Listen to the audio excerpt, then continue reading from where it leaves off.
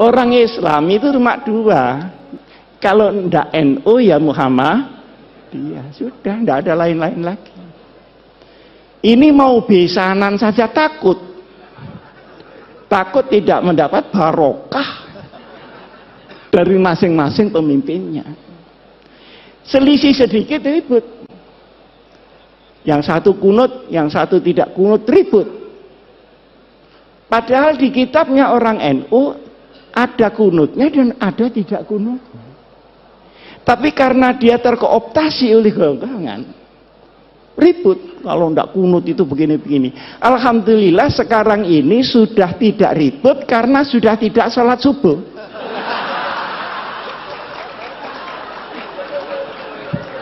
Jadi problemnya sudah kelewat. Dulu Pak Den waktu saya masih habis dari Gontor pulang, beda hari raya itu berkelahi Pak. Takut ini puasanya dosa segala macam. Padahal yang selisih Muhammadiyah sama NU ini kan cuman tanggalnya, kan bukan hari rayanya. Bener apa enggak? Betul. Nah, kalau dibetulkan pengasuh sahih sudah. Yang beda itu tanggalnya. Kalau sholatnya ya itu Allahu Akbar sekian kali takbirnya ya sama. Loh kenapa tanggalnya kok enggak sama? Ngitungnya enggak sama. Kalau NU itu harus kelihatan tanggalnya dan itu perlu 2 derajat di atas ufuk. Muhammadiyah pokok sudah istimewa selesai lah. Ada apa mesti diinceng itu? Apa tamu dia? Lah yang nginceng ini ya tidak mau disalahkan. Karena Rasulullah Shallallahu Alaihi Wasallam itu nginceng. Sampai saya ketika itu Pak Din belum jadi ketua Muhammadiyah.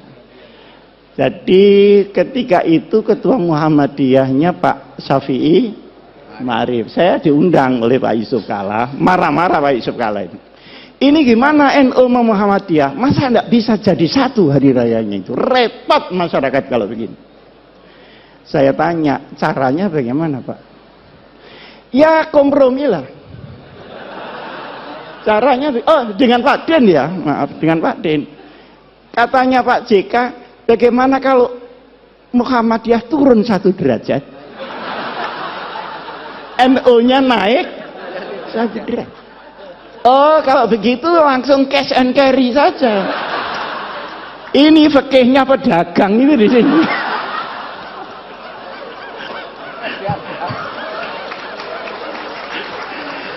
Kok disuruh naik turun? Saya bilang tidak bisa Pak itu. Lalu terus yang bisa bagaimana? Yang bisa pengertian seluruh umat Islam bahwa perbedaan itu terbuka memang ada. Yang kedua, ini tidak mengada-ada karena sholatnya sama, tanggalnya yang tidak sama. Wong hari di sini sama hari di Amerika tidak sama kok. Kita berangkat dari Jepang, dari Narita itu ya Pak Akhir, itu Jumat sore, sampai di California itu Jumat pagi. Ini sembahyang Jumat lagi apa tidak? Kalau sembahyang Jumat lagi kok sregep banget gitu loh. Sregep banget. Tapi ketika pulangnya, misalnya dari New York ke Jakarta, berangkatnya Jumat pagi, itu sampai Jakarta hari Minggu. Jadi kehilangan 1 hari, tidak tahu di mana Sabtunya ini. Jadi soal tanggal itu sudah biasa-biasa saja lah soal tanggal. Nah, alhamdulillah ini karena mungkin zamannya yang berubah, maka kedekatan ini semakin hari semakin nyata. Saya sama Pak Din sering diundang pidato bareng gitu. Kadang saya bisa, kadang Pak Din bisa, kadang salah satu tidak bisa gitu. Tapi lebih sering saya diundang Muhammadiyah daripada Pak Din diundang NU. Hah? Padahal ini mantan NU nih. Kenapa dia pindah? Karena tidak kerasan saja sama orang NU. Bukan karena teori yang tinggi-tinggi gitu. Ini orang NU kok kumuh banget. Teman itu sekitar itu saja. Nah, masalahnya adalah sekalipun NU Muhammadiyah ini berbeda di dalam furu, bahkan Ibnul Furu ya.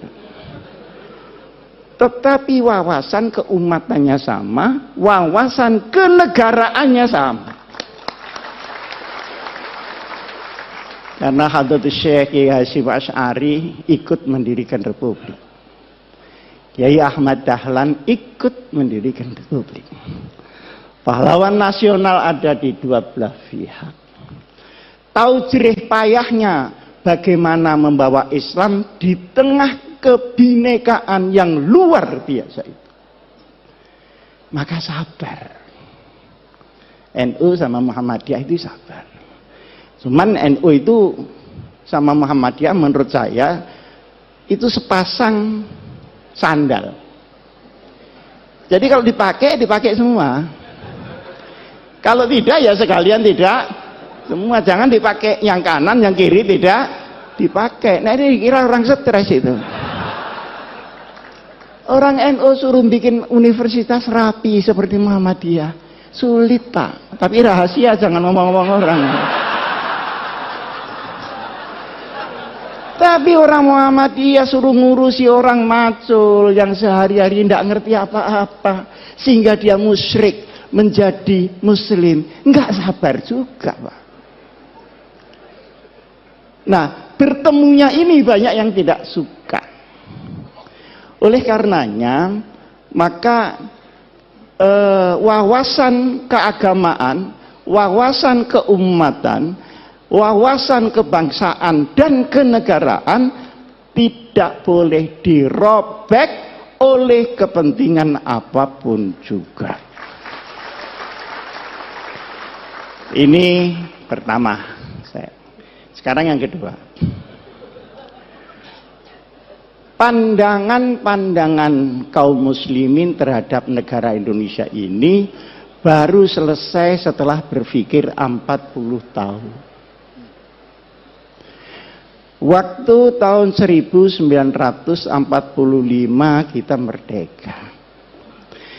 Nah, setelah itu umat Islam berbagai macam pandangan Indonesia ini diapakan dan disestempel apa. Maka ada yang keras, harus pakai stempel Islam. Nah, keras ini melalui beberapa pendekatan. Ada yang pendekatan militer, kemudian lahir DI, TII. Ada yang pakai pendekatan militer dan politik, PRRI dan Permesta. Disaingi oleh kelompok-kelompok orang yang tidak suka agama, orang ateis. 48 pemberontakan komunis yang dipimpin oleh Uni Soviet dan pemberontakan 65 yang dipimpin oleh RRC. Saya tidak tahu ini akan ada pemberontakan lagi apa tidak. Nah, masalahnya selanjutnya yang saya maksud begini. Setelah pendekatan militer gagal, dicobalah, ini kok diem saja ada apa? Mendengarkan teman-teman ya? Setelah pendekatan militer gagal, dicoba melalui pendekatan konstitusional. Maka seluruh wakil-wakil umat Islam bergerak di konstituante. Bagaimana supaya negara ini ditetapkan berdasarkan apa? Bentuknya seperti apa? Ada yang minta Pancasila tetap, ada yang minta Islam, dan ada yang minta sosiodemokrasi. Ribet di situ tidak putus. Artinya dengan pendekatan politik pun juga mentok. Karena ini mentok dan tidak bisa berhasil, maka diambil alih oleh Bung Karno tahun 59 kembali ke Undang-Undang Dasar 45. Nah, setelah kembali ke Undang-Undang Dasar 45 ini, kemudian tahun 55 kemarin ada pemilu, tetapi kemudian tidak menghasilkan apa-apa, baru ada pemilu lagi tahun 71. Tahun 71 orang Islam semua jadi satu, Pak. Yang Pak Idham, yang Pak Muhammad Nasir, yang Pak Kasman Singotimojo, yang Pak Nurholis Majid, yang Gus Dur, semua bersatu membela satu partai bersama, namanya Partai Persatuan. Sampai dengan tahun 82 berhasil utuh, tapi setelah itu mulai retak-retak. Maka sekarang P3 yang dulu dimodali dengan darah dan air mata, per hari ini masih layamutu wala ya. Mudah-mudahan qad aflaha man tazakka. Nah, ini perjalanan. Dari sini ulama-ulama itu berpikir, ini kenapa ya? Di sini kok enggak pas. Ternyata kesimpulannya, Islam di Indonesia seperti tadi yang disampaikan oleh Pak Fakhir itu benar. Islam dalam peradaban belum tentu Islam dalam formalistik. Di sini masalah yang timbul. Nah, akhirnya ketika diformalkan menjadi banyak tentangan dari kelompok umat Islam sendiri. Disinilah maka kemudian dikaji sampai dengan tahun 1983. Berkumpullah ulama-ulama ketika itu di Jawa Timur dan tempatnya di Sukoharjo, di pondoknya Kiai As'ad, ngumpul semua. Cari jalan supaya selamat, sudah tidak ada goncangan-goncangan lagi, ini bagaimana? Akhirnya ditetapkanlah bahwa untuk urusan ideologi negara ditetapkan oleh mayoritas bangsa yang namanya Pancasila, kemudian akidah kita tetap Islam sesuai dengan keyakinan kepada Allah Subhanahu wa ta'ala. Ini baru selesai tahun 84. Pendekarnya ketika itu mungkin banyak orang tidak tahu. Pendekarnya adalah seorang ulama namanya Kiai Haji Ahmad Siddiq. Beliau putra dari Kiai Siddiq. Kiai Siddiq itu asal dari Lasem. Kemudian karena kalah berdebat nahwu, malu pindah ke Jember. Jadi dulu berdebat kalah itu malu. Nah sekarang sudah kalah berkali-kali, alhamdulillah tidak ada malunya sama sekali. Pergi ke Jember. Saya tahun 83, ini belum pernah saya ceritakan di sini. Tapi mumpung ini ada waktu dan saya juga sudah menjelang tua, ada perlunya saya sampaikan. Saya tanya beliau, Kiai, ini penempatan negara dengan ideologi sendiri dan Islam sebagai umat Islam ini politis apa ijtihadi? Jawabnya beliau, ini ijtihadi, bukan politis, dan silahkan pakai untuk selamanya. Nah, karena saya tidak puas, saya tanya, dasarnya apa Kiai? Kemarin saya sudah menyampaikan ke Pak Hasan, kalau setelah saya di kantor itu memang ngaji pindah-pindah begitu, sana 3 bulan, sana 3 bulan, termasuk ngaji di Kiai Ahmad Siddiq. Dibukakanlah oleh Kiai Ahmad Siddiq Mitsaqul Madinah, perjanjian Madinah. Iki sing bahasa Jawa. Iki si sadurunge kowe takon waca dhisik iki. Mitsaqul Madinah. Pada tahun kedua dari hijrah Nabi besar Muhammad sallallahu alaihi wasallam. Nah, setelah saya baca, ya saya bisalah baca, wong lulusan Gontor masa enggak bisa bahasa Arab. Bisa saya baca. Komentar saya, subhanallah. Ini adalah piagam yang paling orisinil untuk demokrasi dan kemanusiaan. The original conception about humanity and democracy. Luar biasa ini. Ketika itu saya membaca, tidak saya apalkan karena memang bukan mahfudot, tapi saya masih ingat poin-poinnya. Poin yang pertama, ukhuwah bainal muslimin. Oh, kenapa ya kok tidak ukhuwah Islamiyah ya? Ternyata kalau Islamiyah itu mesti ukhuwah Pak Fakir. Yang ruwet ini kan musliminnya. Khutbahnya wa'tasimu, keluar masjid wa'tafar. Di dalam kita wiridan, di keluar kita ganti sandal baru, kan begitu. Jadi yang ruwet ini musliminnya. Di situ diterangkan untuk urusan-urusan yang furu'iyah, sudahlah na'amaluna walakum malu. Untuk yang usul ini kalau ada perbedaan harus dibicarakan di antara para ulama.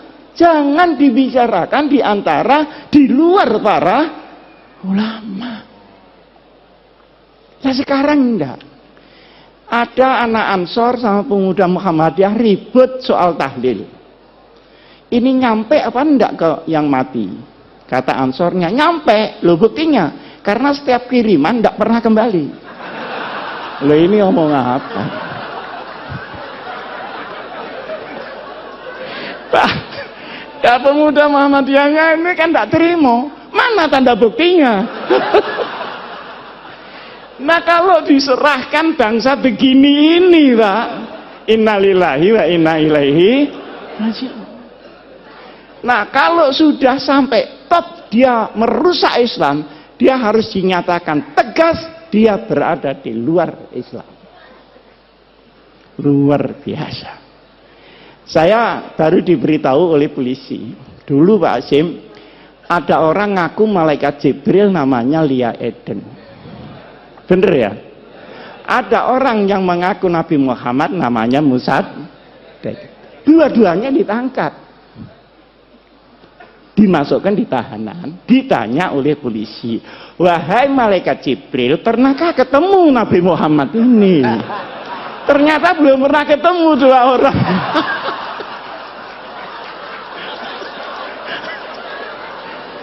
Lah kalau sudah sampai ini Pak, ya sudah, harus tegas, tidak usah ragu-ragu.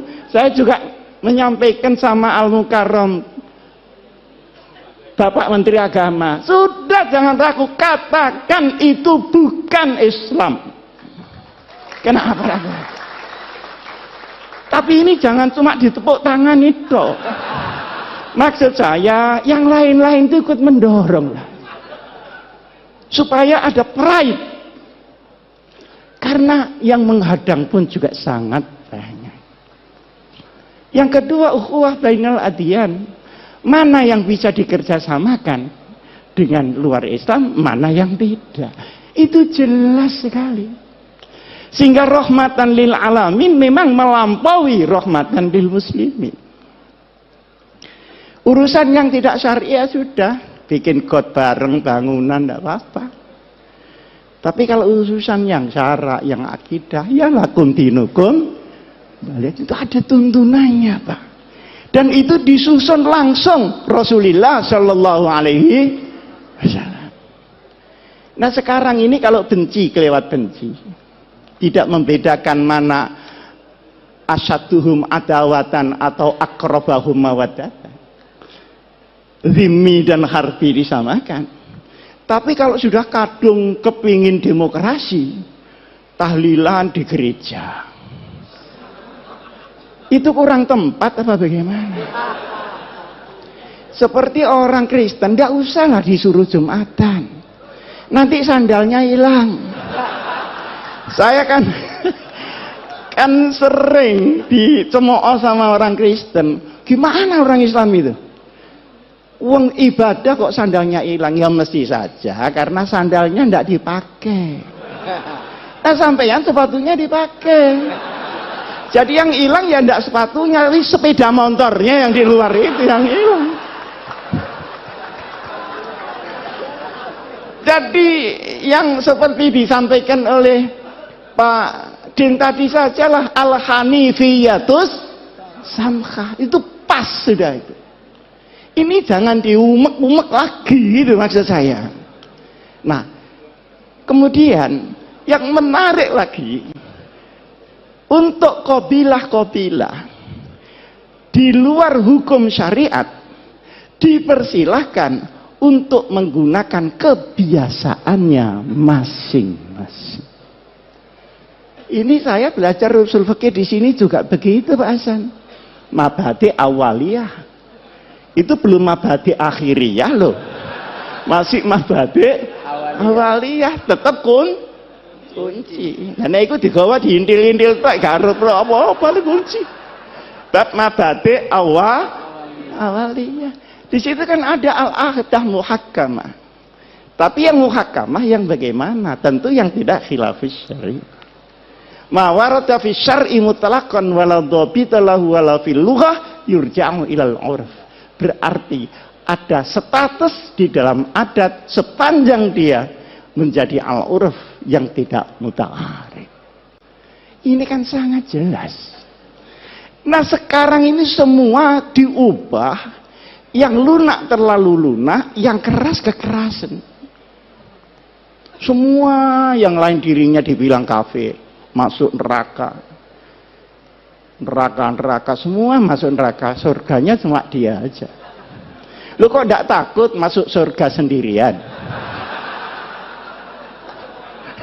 Yang arduhat samawatu wal gini-gini ini bagaimana?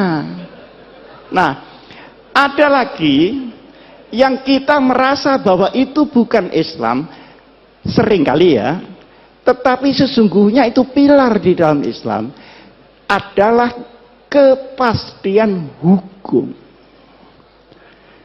Innallaha ya'murukum an tu'addul amanati ila ahliha.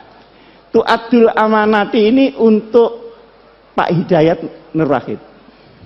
Untuk politisi-politisi supaya membawa amanat rakyat.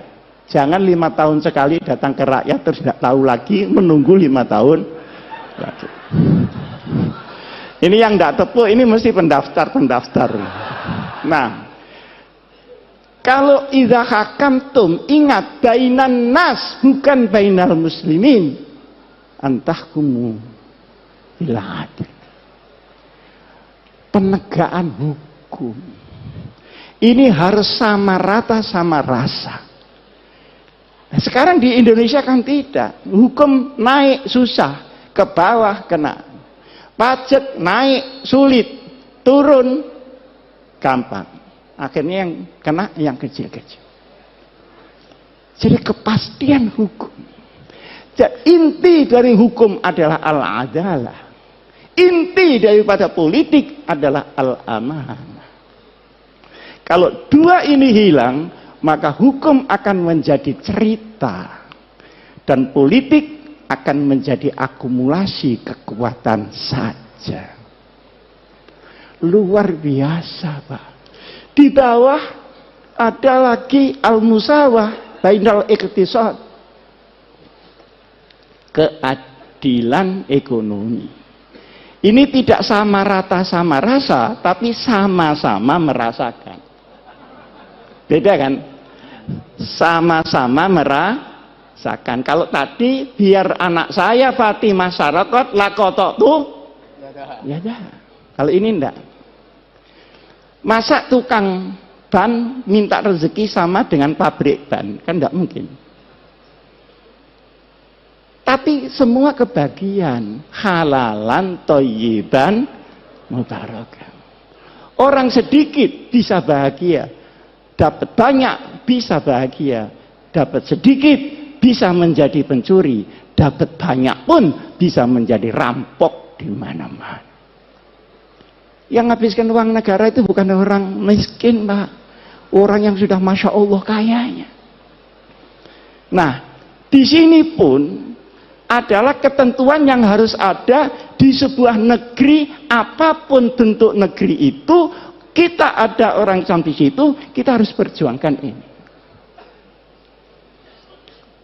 Nah, kemudian ketika Madinah diserang orang-orang lain, maka seluruh agama yang ada, baik Yahudi, Nasrani maupun Sobiin, harus bersama-sama membela nasionalisme Madinah. Coba, Pak. Ini kan Masya Allah. Dan ini bikinan Nabi Muhammad loh, bukan bikinan Muhammad belakangan ini, Pak. Ini Nabi Muhammad. Kekurangan kita adalah di dalam pemahaman daripada Islam, implementasinya sudah punya fikih, sudah punya dakwah, tapi kita sering melupakan sirah nabawiyah di dalam memimpin umat Muhammad Rasulullah sallallahu alaihi wasallam.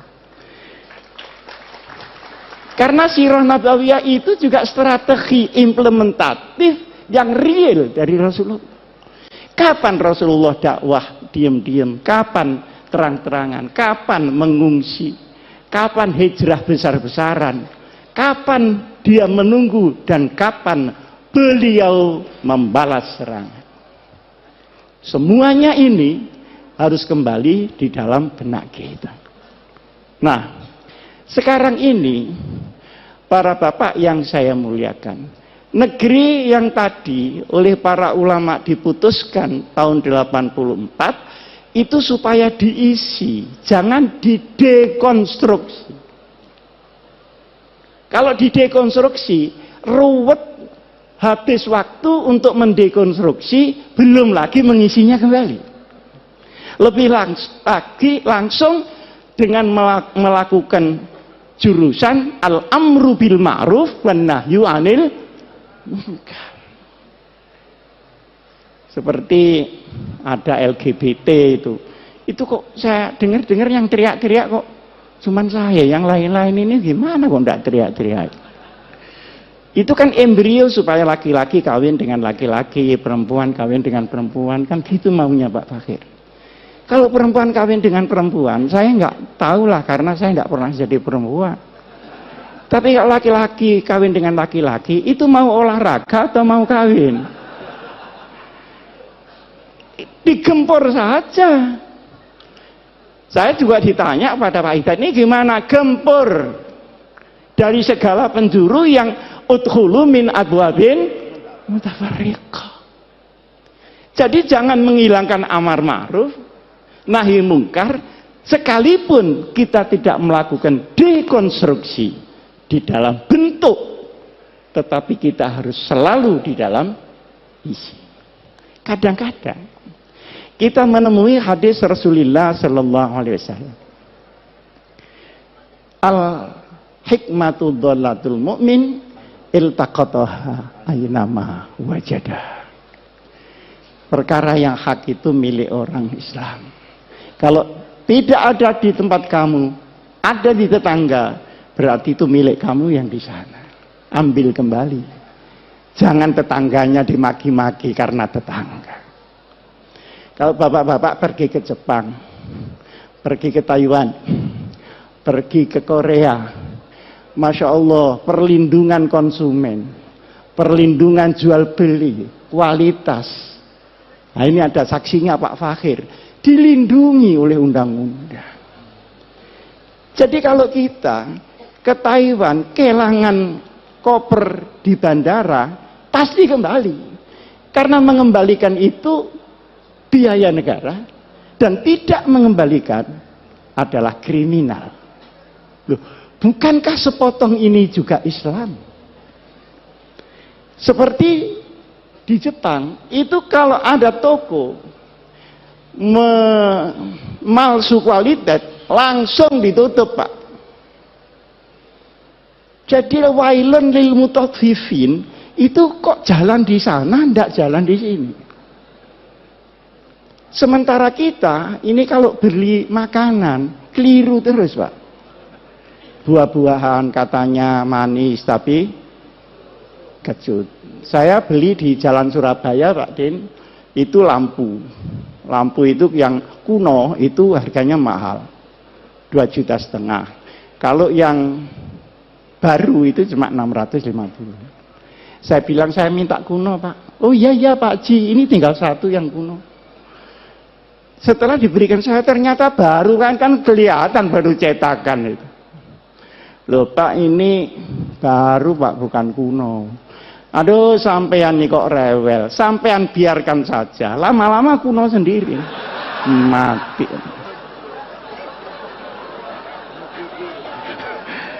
Itu namanya sekarang katanya mukidi. Ini lama-lama kuno sendiri. Wah, ini orang belum tahu siapa yang beli ini. Akhirnya saya bayar 650. Loh, takji kurang ini. Ya kurangnya nanti kalau sudah kuno.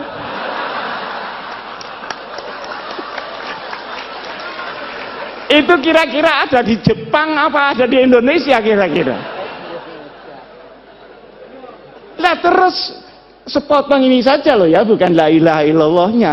Yang Islami yang mana? Akhirnya dia sadar, loh Bapak ini dari Sidoarjo, enggak, saya dari Malang. Lu Malang mana? Itu kan ada Pondok Al-Hikam, itu pondok saya. Oh kalau begitu Bapak ini Pak Hasyim Muzadi ya? Kok enggak bilang dari tadi ya? Kan malu saya kalau begini. Jangan begitu, lain kali bilang Pak kalau Bapak ini Pak Hasyim Muzadi. Bagaimana mudah-mudahan saya ini tidak kualat saya ini. Jadi dia takut Allah apa takut Hasyim Muzadi? Jadi akhirnya saya itu mikir, ini kenapa ya begini?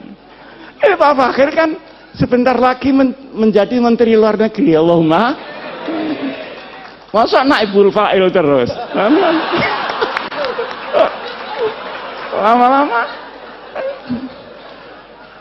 ini bagaimana ya kok begini? Jadi ternyata setelah kesana kemari, ilmu saya itu ya ilmu keluyuran saja, itu kan ilmu yang berat-berat. Oh kalau begitu, lau anna ahlal qura amanu wattaqau. Itu ahlal quronya bukan kuronya, Pak. Jadi kita tidak usah bulet perkara kuro, tapi ahlal amanu wattaqau. Fafatahna alaihim. Tapi walakin kazabu, yang kazabu tadi kuronya apa ahlul kuro? Ini bukan tamrinan tapi sudah terang. Sehingga menurut saya yang penting bagaimana kita isi Indonesia. Nah, di saat kita ngisi itu tantangannya luar biasa, Pak. Terutama setelah tahun 2002, setelah reformasi ini. Seluruh ideologi yang baru-baru masuk, baik di kalangan kaum muslimin maupun yang dari barat maupun yang dari timur, semuanya masuk, sementara kita sedang diancam oleh regenerasi yang sudah 100 tahun ini. Indonesia akan ganti penduduk baru. Mereka anak kita atau anak zamannya. Ini menjadi perhatian kita. Tetapi la tayasu min rauhillah. Sekian banyak kita berkumpul.